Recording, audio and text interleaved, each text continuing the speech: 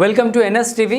నేను రాజీవ్. ముందుగా హెడ్లైన్స్ చూద్దాం. డాక్టర్ బిఆర్ అంబేద్కర్ కోనసీమ జిల్లా ఆత్రేయపురం మండలం ర్యాలీ గ్రామంలో శివకేశవ ఆలయాల మధ్యలో ఉన్న శ్రీ కాశీ అన్నపూర్ణ సమేత విశ్వేశ్వరపుత్ర శక్తి గణపతి ఆలయంలో గత 2 రోజులుగా 2 విష్ణుపాదాలు ఉన్న గోధుమ త్రాచు త్రిష్టవేసి హల్చల్ చేసింది.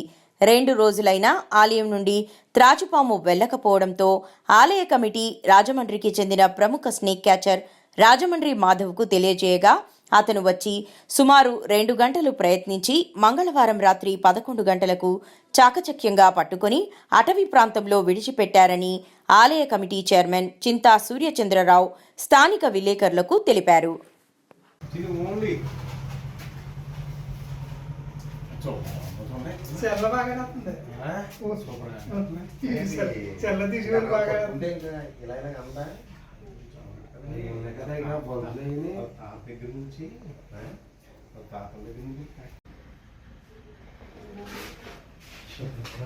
దొరికిందండి బాబు తీయాలి ఫోటో